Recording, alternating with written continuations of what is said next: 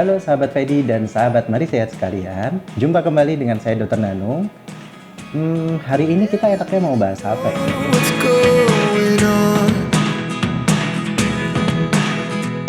Kalau yang lagi sedang banyak dibicarakan, itu tentang monkeypox atau cacar monyet. Pada dasarnya intinya cacar monyet, mau cacar air itu gejala dan tandanya hampir mirip. Pada intinya seperti itu. Tetapi origin atau penyebab asal muasal dari virusnya berbeda. Disebut monkeypox karena dia ditularkan oleh monyet ke manusia. Nah, monkeypox ini cukup jadi perhatian yang serius pada penderita gangguan kekebalan tubuh atau imunodefisiensi istilahnya. Nah, pada pasien penderita imunodefisiensi atau gangguan kekebalan tubuh, monkeypox ini bisa menyebabkan komplikasi penyakit yang serius yang lainnya. Masih ingat nggak sih kalau zaman COVID dulu kita dihadapkan dengan penyakit virus yang baru? Dan repotnya, si virus ini tidak hanya membawa penyakit dari virus itu sendiri, tetapi juga serentetan penyakit-penyakit lain, komplikasinya itu juga dibawa oleh si virus ini. Contohnya infeksi bakteri. Jadi infeksi pada saluran nafas ternyata tidak hanya virus, tapi juga disebabkan oleh bakteri. Nah, bakterinya ini yang cukup membahayakan tubuh hingga mengancam nyawa. Dan disertai dengan gejala imunodefisiensi atau gangguan kekebalan tubuh, juga itu sama yang dikhawatirkan. Jadi, monkeypox ini bisa dikatakan cukup mengkhawatirkan apabila Anda memiliki gangguan kekebalan tubuh. Oleh karena itu, hati-hati bagi teman-teman yang mungkin sanak saudara keluarganya menderita monkeypox dan disertai dengan penyakit yang mempengaruhi kekebalan daya tahan tubuh agar dapat memperhatikan ataupun segera berobat kepada dokter.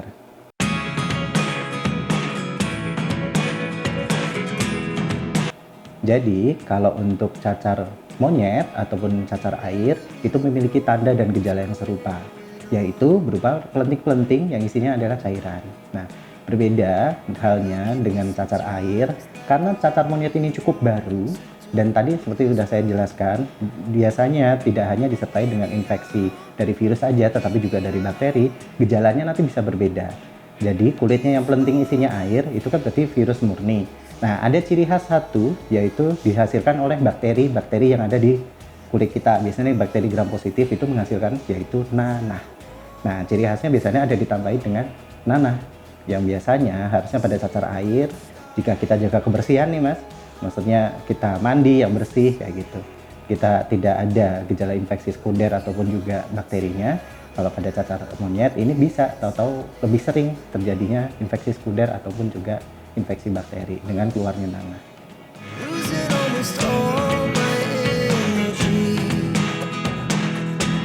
Oke, kalau kita ngomongin demam, secara karakteristik virus mirip ya.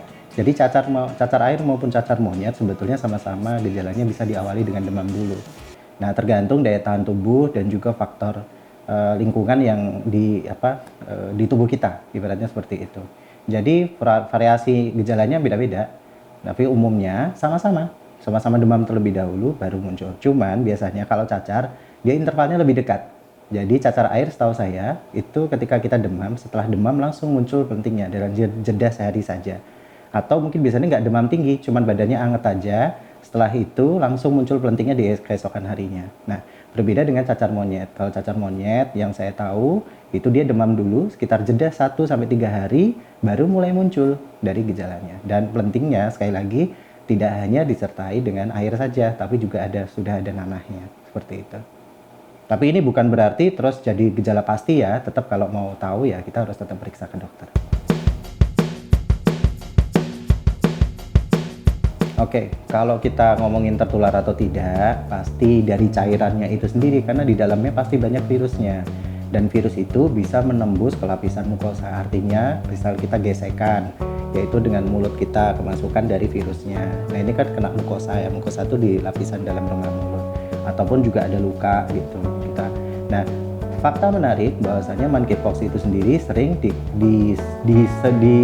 disebabkan oleh karena hubungan seksual ya mas. Tapi sebetulnya sih nggak hanya hubungan seksual ya, maksudnya kontak. Kalau misalnya kita nggak cuci tangan pakai sabun nih, habis kena cairannya itu, terus kita makan makanan dan virusnya itu tertelan oleh kita dan atau ada masuk di rongga mulut kita, itu bisa langsung masuk ke dalam tubuh kita. Itu ngomongin tertular atau tidak.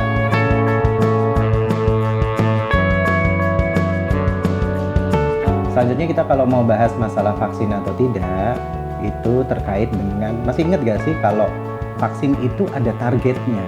Jadi kekebalan tubuh dari dari seseorang itu tidak hanya dipengaruhi oleh diri itu sendiri, tetapi juga komunitas. Jadi ketika suatu komunitas itu mempunyai kekebalan yang serupa, virus itu tidak mampu punya cukup kekuatan untuk berevolusi.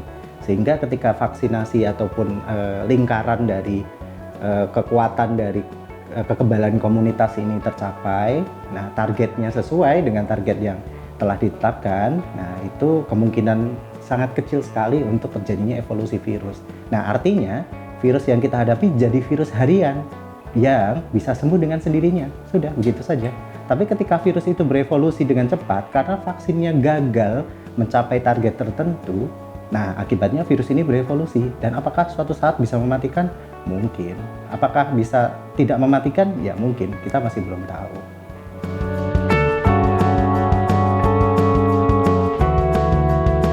Betul, vaksin itu sebetulnya sekali lagi jangan ngomongin diri sendiri, tetapi vaksin itu komunitas, Mas.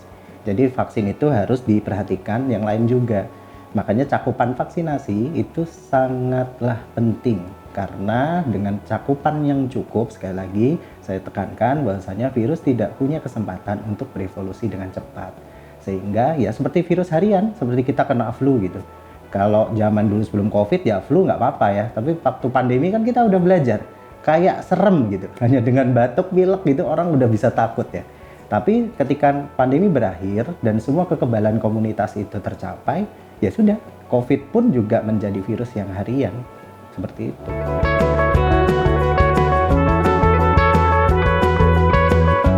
Kalau untuk kita ngomongin cacar monyet kan masih baru, Mas. Karena kita masih baru, ada beberapa tahap-tahap yang harus langkah mitigasi ataupun langkah pencegahan yang tata laksana gitu ya, sikap atau lebih tepatnya kayak sikap sih dari pemerintah, dari masyarakat itu yang harus diambil. Nah itu harus tepat, jadi nggak bisa kita anggap cacar monyet itu tahu-tahu sesuatu yang berbahaya, mematikan, atau cacar monyet ini tidak, lebih baik disepelekan saja atau biarkan saja. Itu nggak bisa kita terlalu terburu-buru ngambil sikap ya. Kita tetap waspada tapi tidak perlu panik, karena ya tadi sebetulnya pada dasarnya ini infeksi virus. Dikendalikannya dengan apa? Kita sudah pernah menghadapi pandemi dan kita selalu sukses dengan vaksinasi. Nah, tidak hanya vaksinasi tetapi juga pencegahan penularan itu juga penting. Gitu.